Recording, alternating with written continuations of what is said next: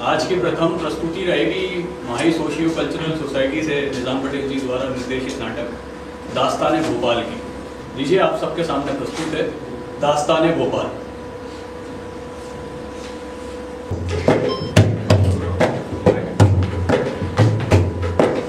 झीलों का शहर, झीलों का शहर, झीलों का शहर, झीलों का शहर, ख्वाबों की शाम, ख्वाबों की शाम। अरे झीलों का शहर, ख्वाबों की शाम। अपर लेख के बोल, अपर लेख के बोल, धीरे से नाम, धीरे से नाम। पुरानी गलियों, पुरानी गलियों में इतिहास सोए, इतिहास सोए। अरे नया भोपाल, नया भोपाल, सपने में भी रोए। भोपाल मेरी जान,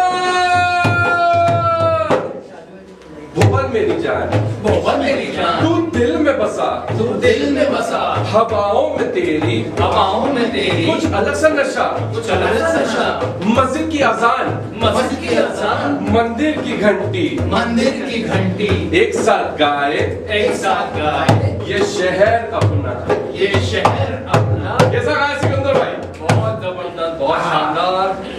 तो नमस्कार, आदाब, सत श्री अकाल। मेरा नाम शावेद सिकंदर और मैं अब्दुल और मैं आदित्य। और ये जी देखिए, एक हम छोटी सी प्रस्तुति देने जा रहे हैं। आप इसे नाटक भी बोल सकते हैं, इसे आप दास्तान गोई भी बोल सकते हैं, आप इसको कहानी पाठ भी बोल सकते हैं। और सबसे खास बात ये कि हम उस शहर की बात करने जा रहे हैं कि जो बहुत खूबसूरत है। तो किस्सा शुरू करने से पहले जनाब ये समझ लिए कि ये कोई झगड़ालू शहर नहीं है, बल्कि ये मोहब्बतों का शहर है। यहाँ पर झगड़े बाद में होते हैं, लोग मतलब शादी में पहले पहुंचते हैं और झगड़े बाद में शुरू होते हैं। तो शुरू करें? जी बिल्कुल। हाँ, तो शुरू करिए अब्दुल्ला भाई। हाँ, तो हम जब इस शहर की बात करते हैं तो इस शहर की फितरत ये नहीं, हम जो भी बात करते हैं रूबरू होकर बात करते हैं। पीठ पीछे बात करना हमारे शहर की फितरत नहीं है। भोपाल की तहजीब कपड़ों से नहीं, बल्कि तौर तरीकों से। यहाँ दस्तरखान जात और धर्म नहीं पूछता, देखता है तो सिर्फ भूख। कहीं दाल चावल, कहीं बिरयानी और जर्दा, और कहीं पर सादी रोटी, लेकिन मेहमान नवाजी पूरी होती है जनाब। तो जनाब, दावत की अगर हम बात करें तो दावत यहाँ खाने के लिए नहीं होती है, यहाँ मिलने मिलाने का, बातचीत करने का बहाना है। और भाईचारा ऐसा कि मस्जिद की अजान और मंदिर की घंटियां एक दूसरे से नाराज नहीं है। जनाब, यहाँ पर गली मोहल्ले और जो बस्तियां हैं उनको नामों से पहचाना जाता है, जैसे काली धोबन की गली है, और उसके बाद गली मोचियान, और मतलब अंदर फकीर का चौराहा, बिल्कुल ठेले वाली गली, आम वाली गली, मतलब पेड़ों के नाम से भी यहाँ पे गलियां हैं। जनाब, वो देखिए ना, इस शहर की जब हम तालीम और तरबियत की बात करते हैं तो ये शहर शोर नहीं मचाता है। ये शहर कविताओं का शहर है, ये गजल का शहर है, ये नज्म का शहर है, ये नात का शहर है। यही वजह है कि जब इतिहास अपने किरदार चुन रहा था तो हमारा भोपाल कहाँ पीछे रहता। जब इतिहास की बात करिए तो मैं एक कहावत सुना दूं, सुनाइए। बहुत मशहूर है, जो आपने भी सुनी होगी।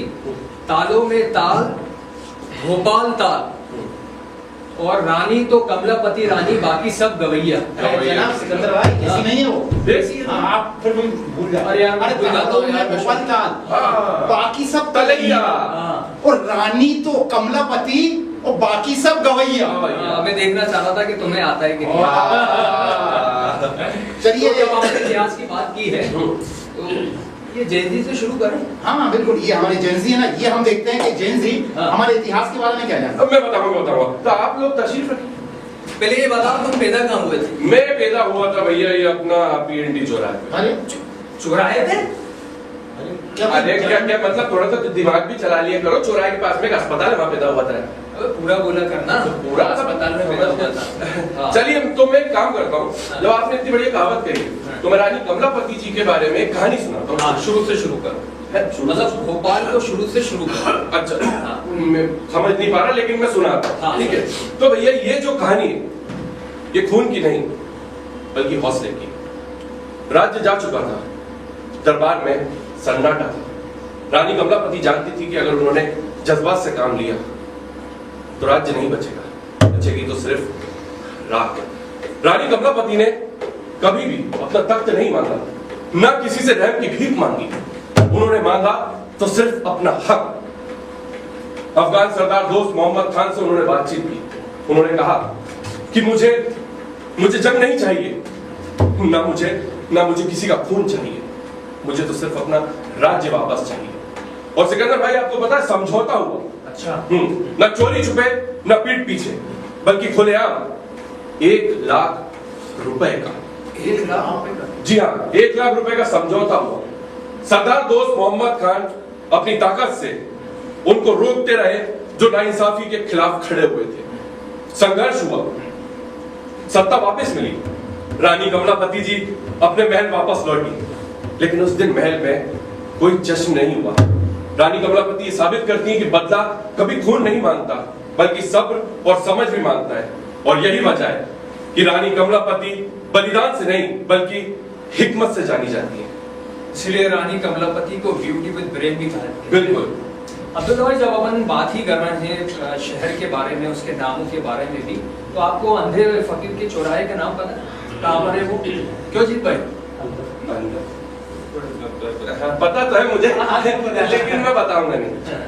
तो जनाब ये अंधे फकीर का चौराहा वही है ना, भोपाल टैक्सी वाला? तो अब आप सुनिए ना, भोपाल टैक्सी वाला अंधे फकीर का चौराहा। तो अच्छा सिकंदर भाई, वहाँ पर एक संगमरमर का मकबरा है, हाँ, वो आपने देखा? हाँ मैंने देखा है ना, वो जनाब सिद्दीक हसन साहब है कोई, उनका मकबरा है। हाँ। अब ये बताइए, सिद्दीक हसन साहब मालिक भाई कौन थे? वो आप जानते हो? हाँ, लेकिन मुझे बताना। वो इंसान थे। भाई बैठिए। ये देखिए हमारी जयंती, देखिए जानना तो जनाब बात ये है, एक रियासत की बात है, किताबत की बात है, मोहब्बत की बात है। नवाब सिद्दीक हसन साहब अपनी तालीम से फारिग होने के बाद अलग अलग मुल्कों में तालीमी तरबियत का काम कर रहे थे।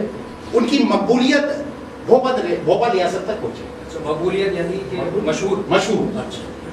जब मशहूर हुए तो भोपाल रियासत तक जब खबर पहुंची कि सिद्दीक हसन नाम का एक शख्स जो है ना, अलग अलग जगह तालीमी इदारे कायम कर, इदारे स्कूल।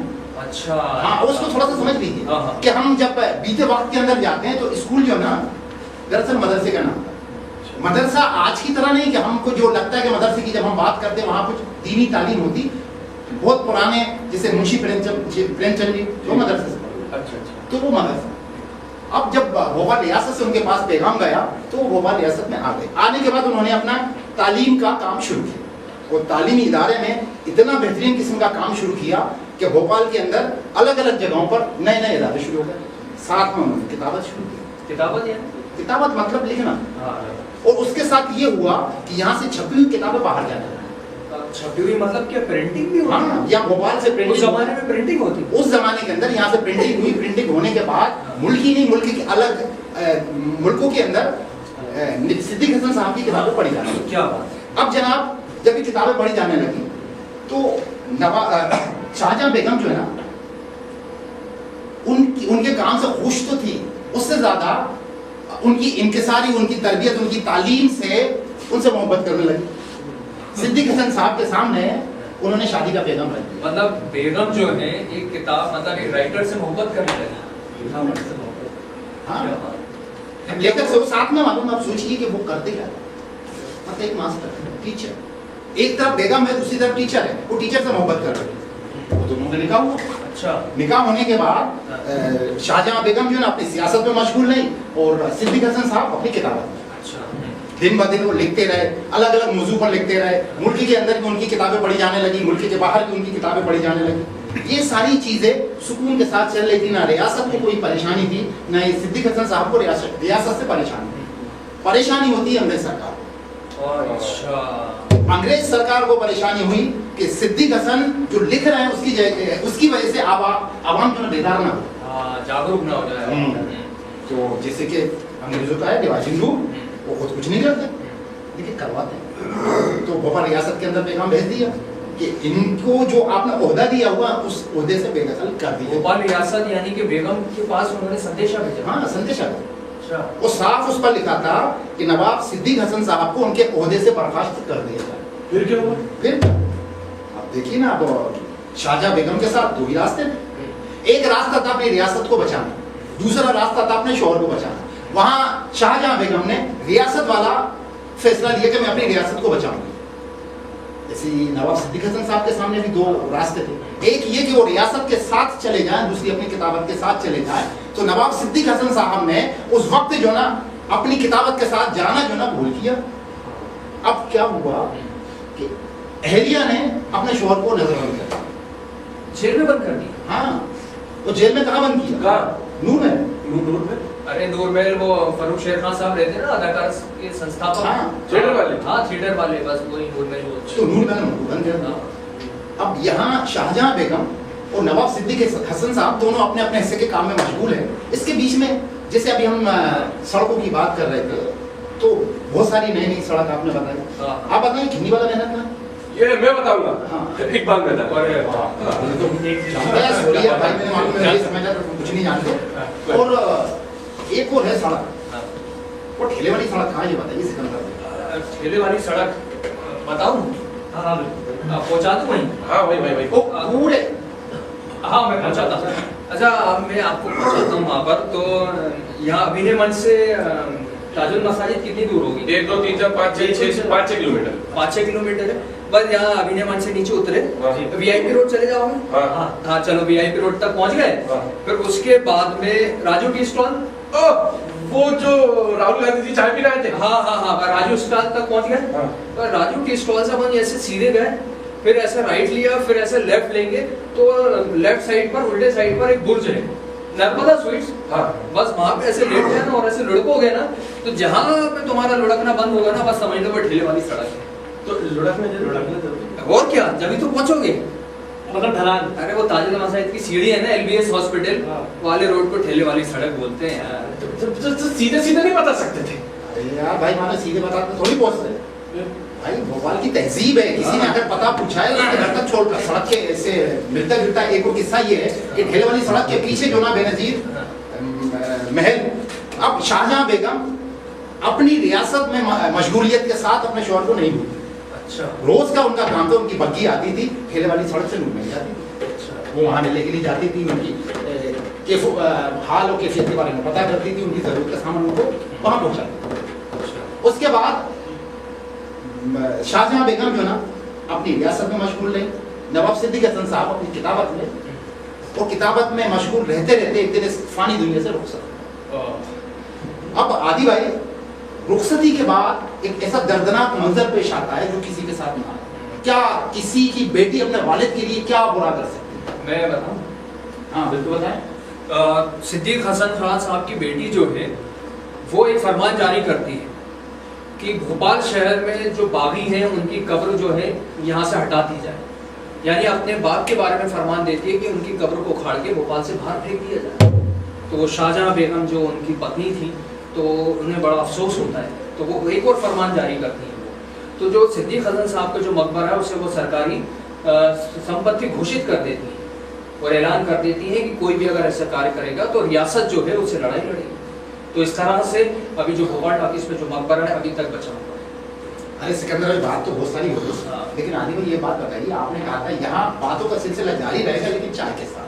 चाय चाय का क्या होगा? वो अभी विशाल भाई से बोल दूंगा। चाय आएगी तो चार आएगी। चार नहीं आएंगे, 4 आएगी। 3 आएंगे, 3 3 आएंगे। आधी 4 आ जाएंगे। आधी आधी आधे ठीक है।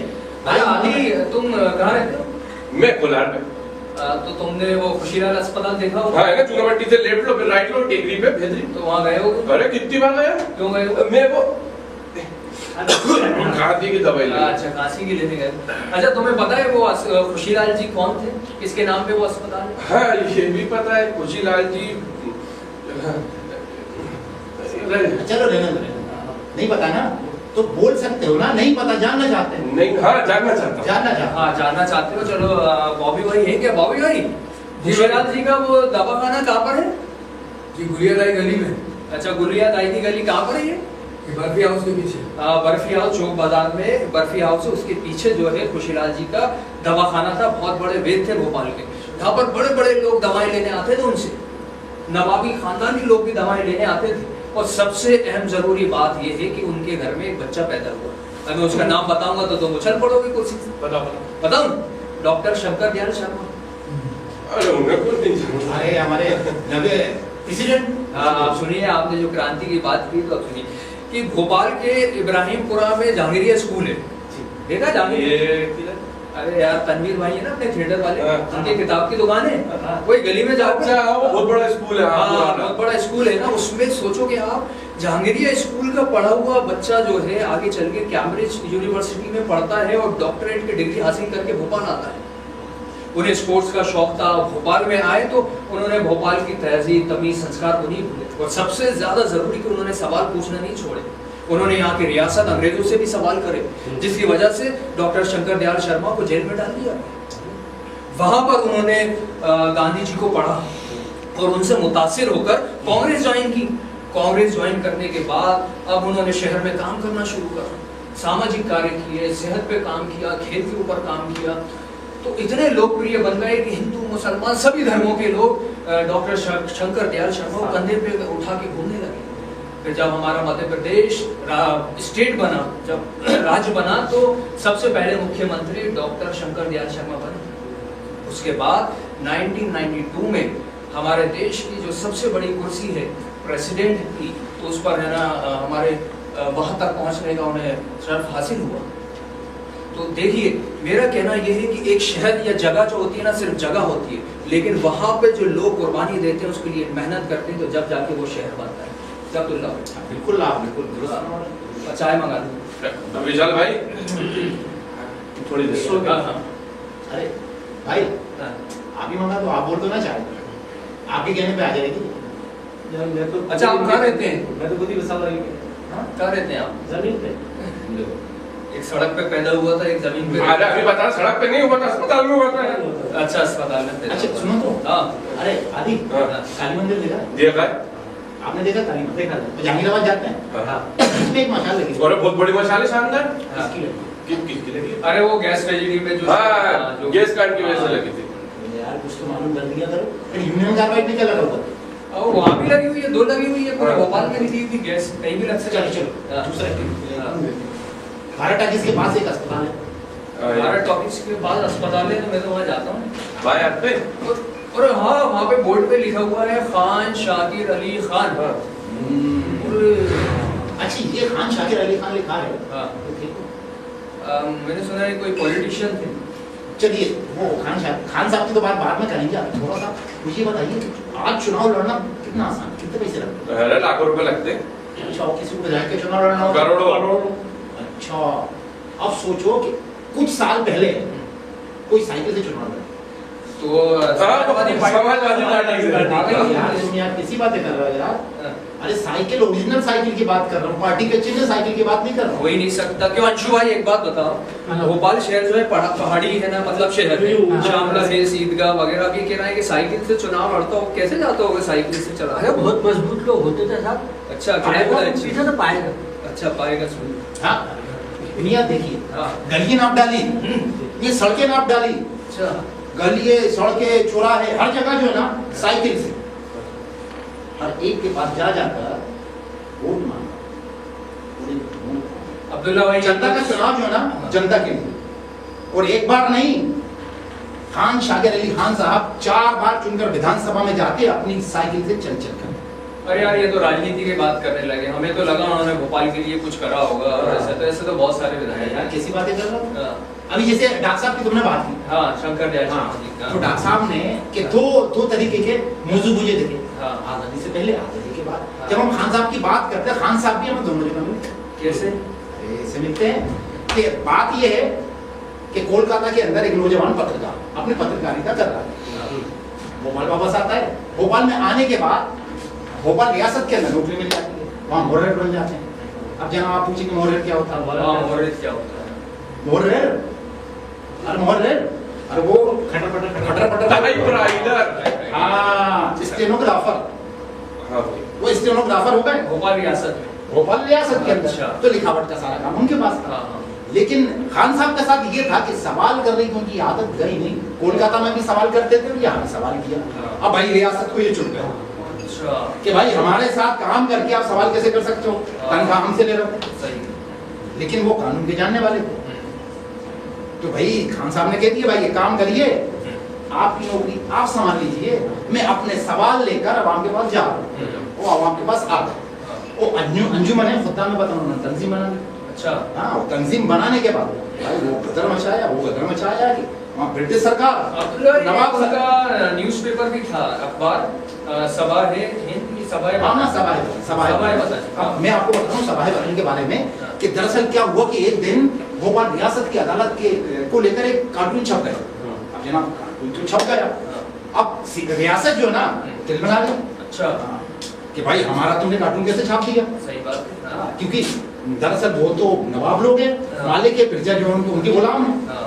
अब भाई मालूम उन्होंने क्या किया, मानना के केस में खान शाकिर अली खान साहब को 2 महीने की सजा दे दी। लंबे चले गए। और 2 महीने से फिर सिकंदर भाई 4 महीने 6 महीने 8 महीने हो गए होंगे। ऐसा कुछ नहीं हुआ। सिकंदर भाई भोपाल की आवाम है तब भी खड़ी हुई थी, अब भी खड़ी हुई और आगे भी खड़ी हुई। जनाब सारे लोग सड़कों पर क्या बात है? इंकलाब नारे, वो सारी सड़कें जो ना जाम कर दी। अच्छा हाँ भोपाल रियासत के घुटनों पे आकर 17 दिन के अंदर खान साहब को छोड़ना पड़ा, और सिर्फ 17 दिन के अंदर। अब आप सोचिए कि वो शख्स क्या था। जब वो बाहर आते हैं, आने के बाद अवाम ने उनका दिल खोलकर इस्तकबाल किया। उसके बाद में अवाम और खान साहब के साथियों ने एक तरफ नवाबी हुकूमत और एक तरफ अंग्रेजों के साथ वो जोर आजमाइश की कि फिर उनको सीहोर जेल के अंदर 2 साल की सजा हुई। 2 साल के 2 साल की सीहोर जेल के अंदर। अब उनका सिलसिला ये था कि अब भाई लड़ाई लंबी है तो जेल आना जाना बना रहेगा। उस हिसाब से उन्होंने प्रजामंडल का गठन किया। प्रजामंडल का गठन करने के बाद ये लड़ाई तब तक जारी रही जब तक कि मुल्क आजाद नहीं। कहानी यहाँ खत्म नहीं हुई। इससे पहले की कहानी थोड़ी सी मैंने पहले बता दी, वो जो आपको सियासत लग रही थी साहब सिकंदर साहब, तो सियासत लग रही थी कि वो साहब क्या ठीक है वो चुनाव लड़ ली है तो उन्होंने अपने मफाद के लिए चुनाव लड़ा होगा। भोपाल के ट्रेजरी का आपने नाम सुना? हाँ सुना है। क्या मतलब क्या बहुत मजेदार किस्सा है। नहीं मजेदार क्या, बहुत दुखदाई किस्सा है। दुखदाई किस्सा। भोपाल को उसी की वजह से तो जाना जाता है, गेस्ट स्ट्रेटजी की वजह से दुनिया में। हाँ। समझिए 1969 1969 के अंदर खान साहब विधानसभा की पटल के ऊपर सभापति के सामने ये रखते हैं कि सभापति महोदय, भोपाल के अंदर यूनियन कार्बाइड की फैक्ट्री जो ना अवामों की लाश पर खड़ी हुई है, अवाम के लिए ये फैक्ट्री खतरा है। सरकार सुनती है ना, लोग सुनते हैं। उसके बाद 1983 आता है तो सारा भोपाल देखता है कि हर तरफ लाशें। 4-5 साल विधानसभा के पटल के ऊपर जो है लिखित में है कि खान साहब ने विधानसभा के पटल के ऊपर इस बात को रखा था कि भोपाल के अंदर ऐसी ट्रेजेडी हो जाएगी, लेकिन नहीं सुना। तो भोपाल ने लाशें देखी, वो लाशें थी इंसानों की लाशें थी, ना मुस्लिम की लाशें थी ना हिंदू की लाशें थी। उन सारे लाशों के बीच में इस किस्म की पहचान भी मुमकिन नहीं थी कि किसे जलाया जाए किसे दफनाया जाए। काश के सरकार और लोग चेत जाते तो हमारे इतने सारे बुजुर्ग इस दुनिया से ना जाते। खान साहब वो दानिशमंद इंसान थे कि जिन्होंने जो 4 बार विधानसभा के अंदर पहुंचे हमेशा आवाम के लिए काम। उनका अपना पुश्तैनी मकान। आप जीत भाई समझिए, लोग अपनी प्रॉपर्टी बनाते हैं, पॉलिटिक्स में जाते हैं, राजनीति में जाकर उनके पास एक अपना पुश्तैनी मकान था, वो उन्होंने कम्युनिस्ट पार्टी को दान दे दिया। भारत तक इसके पास में गली है, गली के अंदर शाकिर सदन के नाम से आज भी हम जब मैंने पहले कहा था ना कि जो कोई भी एक शहर है वो ऐसे शहर नहीं बनता है, उसके पीछे कई लोगों की कुर्बानियां होती हैं जब जाके वो शहर बनता है। आज अगर हम एक खुली सांस में अगर मतलब हम ले रहे हैं तो उसके पीछे कई लोगों ने कुर्बानियां दी। तो मेरे ख्याल से अभी वक्त हो गया, एक और नाटक है ना शायद अभी इसके बाद। हाँ वो कुछ जो होने वाला है पीछे नाटक है एक और। तो नाम नहीं मालूम। अरे वो राज भाई का है नाटक। अच्छा 1.5 इंच ऊपर यार, अभी आप लोग बच जाइएगा, अभी इसके नाटक और 1.5 इंच ऊपर नाटक है। हम ऐसी बातें और भी लोग हैं जैसे कुछ फिल्मी स्टार हैं जिनके बारे में हमें बात करनी है, हमें शेर व शायरी की बात करनी है, हमें बात करनी सियासत की, जहाँ बात भोपाली वहाँ आते ताज भोपाली है, गेर भोपाली है, शकीला बानो भोपाली, ढेर सारी उन सारी चीज़ों के ऊपर हम ऐसी रोज जब मिलेंगे हम ऐसी बात करते रहेंगे। अभी हमारे पास वक्त थोड़ा कम है तो हम आपसे इजाजत चाहते हैं। सिकंदर भाई फिर और किस्सों के साथ मैं आपके सामने फिर हाजिर हूं। अब्दुल भाई एक मिनट। क्या हो रहा है ये? भाई साहब नाटक तो खत्म हो जाते हैं तो आप इतने साइड भाई अभी से क्यों आ गए? अरे मियाँ हमारे भाई का नाटक होने वाला है। उन्होंने इतने बाइंडर बढ़ा के रखे हुए हैं अच्छा। और इतनी मेहनत करी है और आप लोग अपने कहानी किस्से तो हल भी कर सकते हैं। अच्छा हाँ हाँ, अरे ये भी तो अपने नाटक का हिस्सा है मैं भूल गया था। अभी आप लोग इजाजत देंगे तो नाटक शुरू होगा। चलिए हम चलिए चाय पीते हैं। हाँ, उम्मीद है आपको हमारी ये छोटी सी कोशिश अच्छी लगी होगी।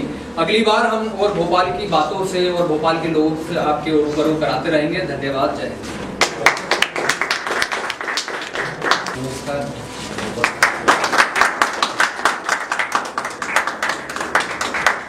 सिकंदर साहब बोल रहे हैं कि नाटक का निर्देशक मैं हूँ। नाटक का निर्देशन इन लोगों ने सभी ने मिलकर किया है और मेरे ख्याल से इनके पास स्क्रिप्ट भी नहीं थी और इम्प्रोवाइजेशन किया है और बहुत अच्छा इम्प्रोवाइजेशन किया और सब लोग बधाई के पास हैं। ये हमारे म्यूजिक वाले हैं जीत भाई, ये हमारे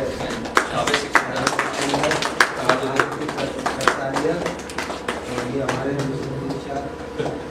अब्दुल हक साहब।